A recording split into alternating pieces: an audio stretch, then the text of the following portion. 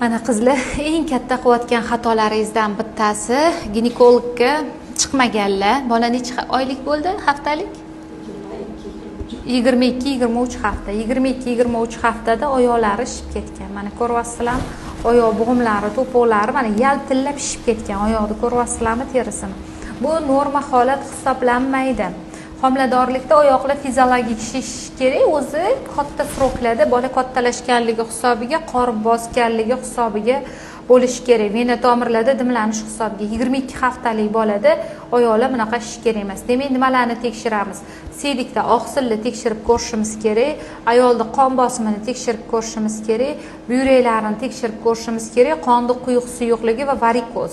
Shu 5 ta narsadan ayolda, ya'ni gormonal fonda ham o'zgarishini hisobiga oyoqlarda shish bo'ladi.